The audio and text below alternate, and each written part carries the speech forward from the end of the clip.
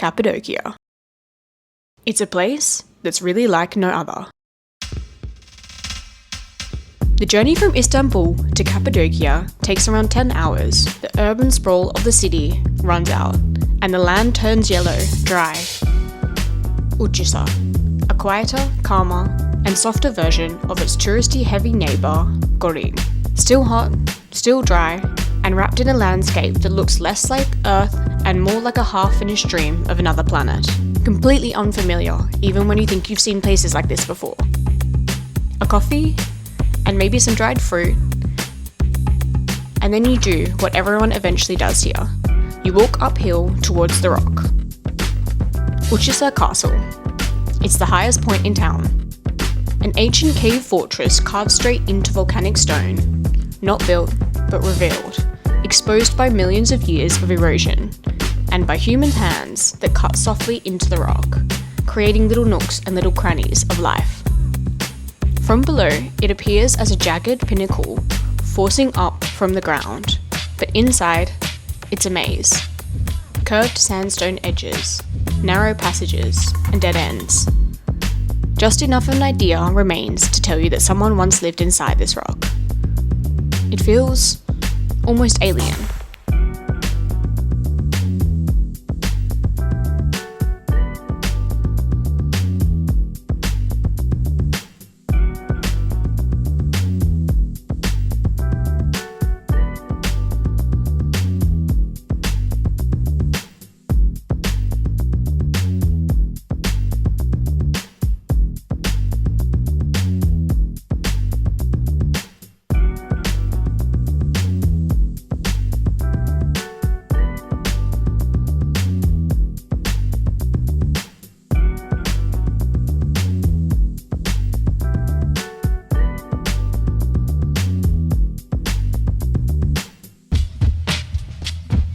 At the top, the vastness is nearly deafening, and you stare long enough into the haze, and you can almost convince yourself that you are seeing the curve of the earth bending away from you.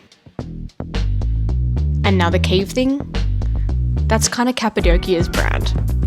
They never really stopped carving into the stone, only now, instead of homes and shelters, they're shaping hotels and B&Bs, built directly into the landscape, like a mirage of what's already there.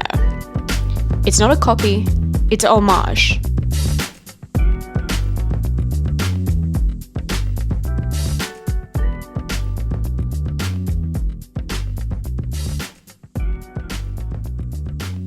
It's surreal to sleep inside, but it's cool, sometimes damp, a welcoming refuge from the heat of the sun outside.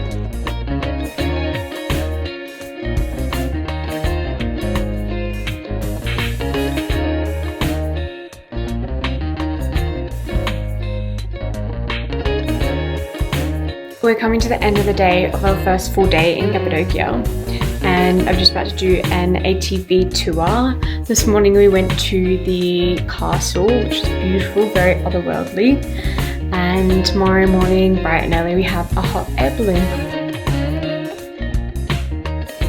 And then there are the ferry chimneys.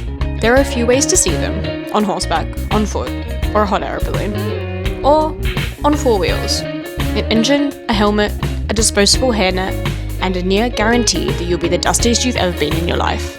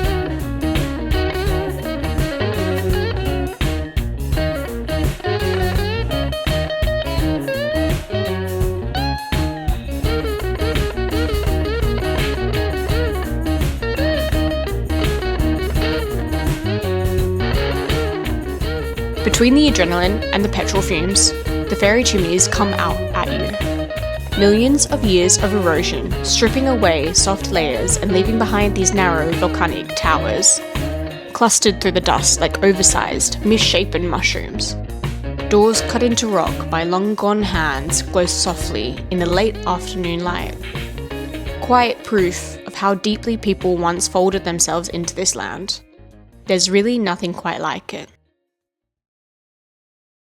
Cappadocia offers a lot to the passing traveller, but let's be honest. The real reason people come here are the floats, the hot air balloons. It starts painfully early. A short drive to the field before sunrise, when the air is still and the world hasn't quite decided what kind of day it's going to be. Dawn here feels open, full of possibilities. And then they begin to rise, like slow, waking giants, breathing themselves into shape. Gentle, almost polite, but bold enough to challenge the clean blue sky above them. They're bigger than you expect.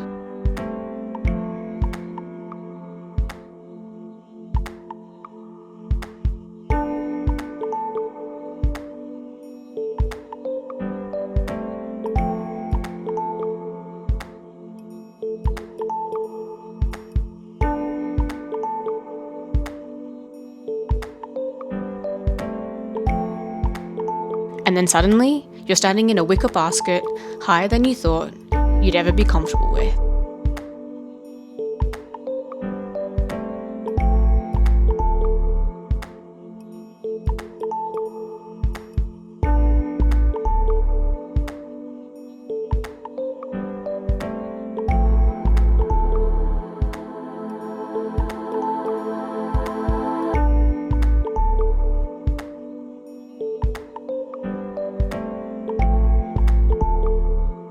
The sun breaks the horizon, colours sharpen and shadows stretch. The land quietly rearranges itself for the day.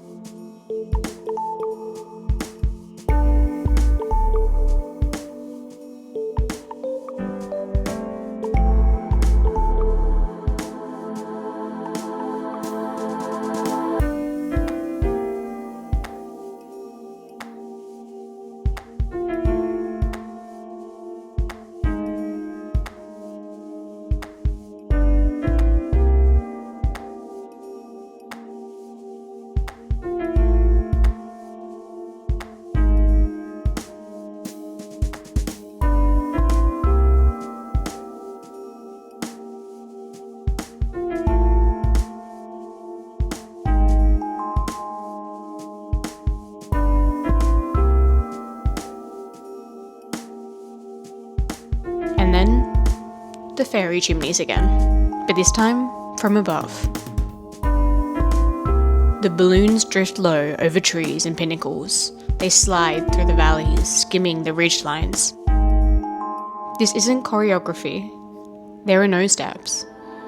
Each balloon moves, finding its own pace, its own rhythm. It's a different way of reading the land, a shift in perspective, a slow and deliberate patience in every rise and every fall.